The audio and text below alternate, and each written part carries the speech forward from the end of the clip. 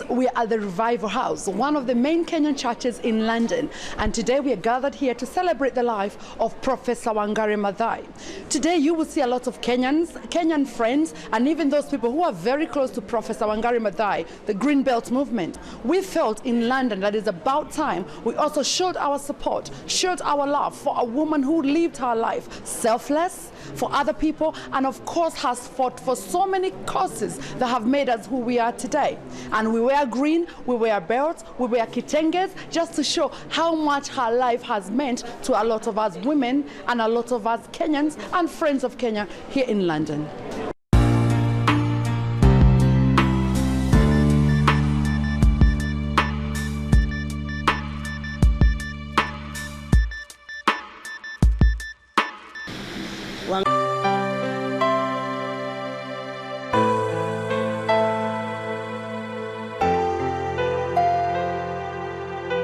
I think she's been an inspiration for me, particularly when she was given the Nobel Peace Prize. People used to say, "You look like Wangari Maathai." She's an amazing woman. She made a difference where she is.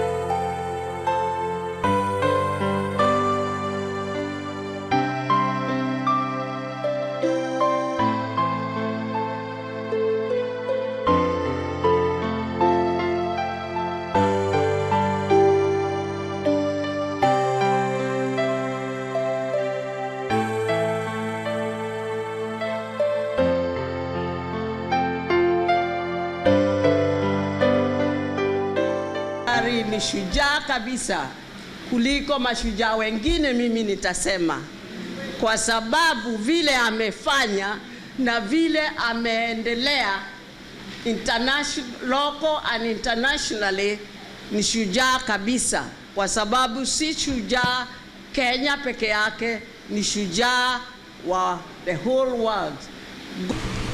Those before me have said a lot, and they have said great things about Professor Wangari Maathai. The question that was ringing in my mind throughout is that she has done so much. And the question is, what can I, what can you, what can we do to further the cause of humanity in the world the way Wangari Maathai did? Let us ponder upon that. Once again, on behalf of the government and the people of Kenya and the entire Kenyan community here in UK, we send our deepest condolences and sympathies to Professor Wangari Maathai's family and to all Kenyans, as well as all our international friends. We continue to reflect with gratitude and celebrate the extraordinary life of this remarkable lady who devoted her entire working life to peacefully protecting our planet. Her death has truly left a gaping hole among the ranks of women leaders, but she leaves behind a solid foundation for others to build on. May the Almighty God rest her soul in eternal peace.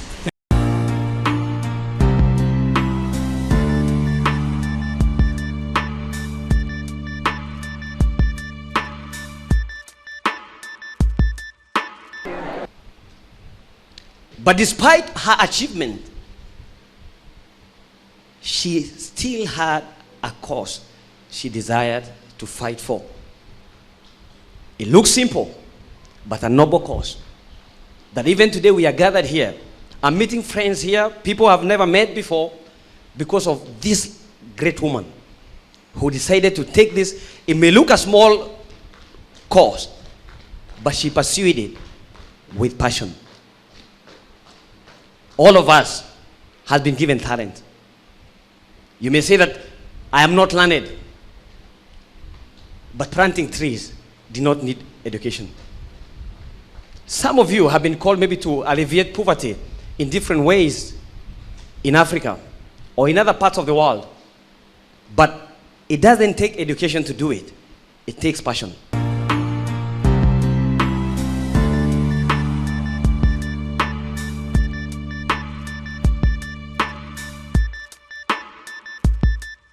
I think she's been an inspiration for me, particularly when she was given the Nobel Peace Prize. And there was a concert in her honor hosted by Oprah Winfrey and Tom Cruise, where she said that Oprah Winfrey is a hero of mine and Tom Cruise is a hero of the children. But, you know, that was bringing her to the world stage. But the basis of that simplicity, the focus of planting a tree, it inspires me today to probably want to go and maybe plant a tree as well. Well, I would say that her life has been very, very fruitful. It is not a wasted life. And I believe that it is teaching me and teaching the Kenyans a lot of lessons that we need to live for a cause. And we need to live not for ourselves, but to give our lives fully for the benefit of other people. She was a professor, but she worked with old women in the rural areas who are not educated, because she did not live for her own, but she lived for the community. And I believe that this is a challenge that I'm learning from her. But I use my life not for my own, but for the benefit of the community. Personally, I met Wangari once in Nairobi, and she was an amazing woman. She told me I look like her. People used to say, you look like Wangari Maathai. She's an amazing woman. She made a difference where she is, and I've learned so much from her. I want to start making a difference in my life. I may not plant a tree, but I could plant a seed that could make changes in my community. I could just help somebody. Wangari Maathai planted trees which she never ate.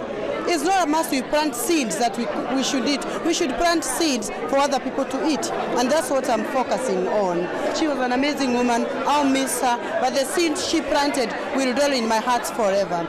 Thank you. Well, we plant trees, we plant seeds, but do not plant seeds for yourself.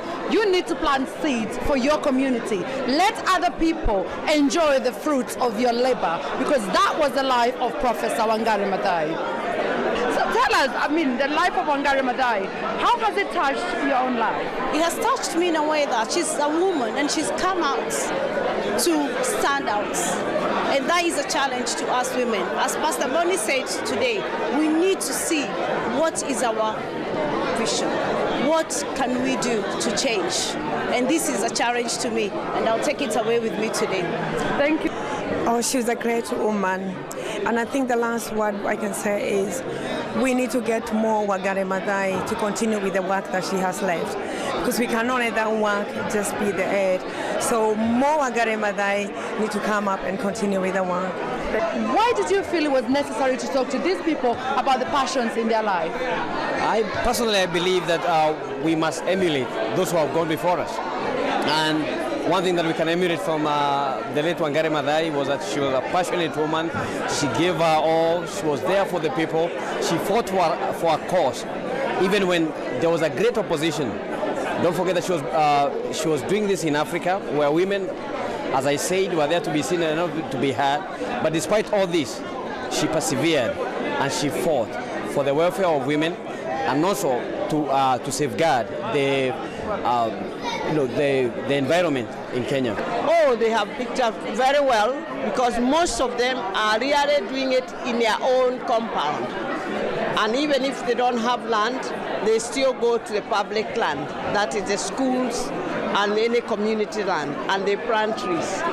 And whatever they grow in their own compound as nursery, we introduce them to have their own small nurseries. And these nurseries, when their trees grow, they take them to the public. They either plant them on the roadside or plant them in a school compound. And they have taken it very well. Thank you very much. And viewers, you've heard, as long as there's land, legal land, you've got your garden, and you can plant a tree, a flower. The work of Wangari Maathai has to continue with women who are illiterate in the village, like you've worked with them, and people who are educated. All of us can work for the climatic change to revert. Let's all plant a tree. I got to know Wangari when I was a very little girl. I remember the Green Belt movement was started when I was very young, and at least I can remember vividly about the planting of trees. But more to that, as a freedom fighter, she fought for justice, social injustices in our country. So after I've read all about her, she's really left a legacy that really we can carry on, we can continue. She is not dead.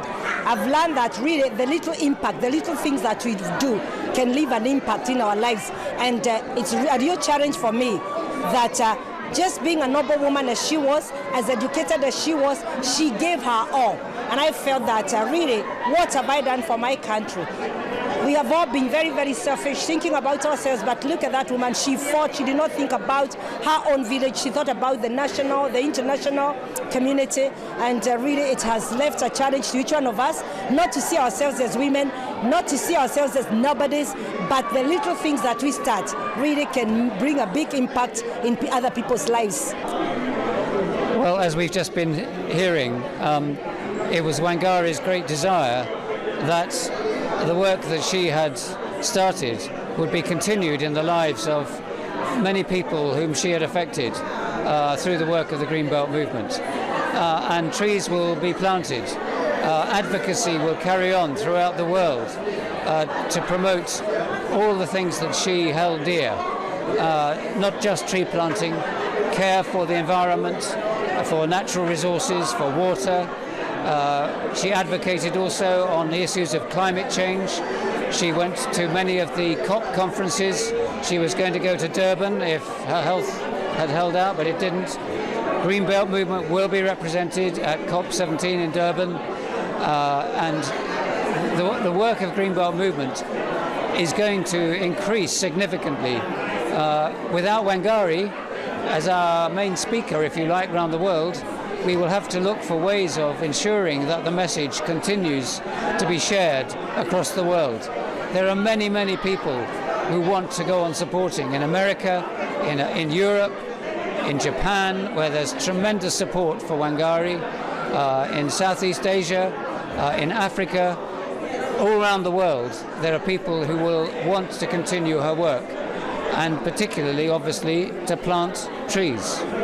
And we are receiving very significant donations. We will need more to ensure that we can go on planting trees.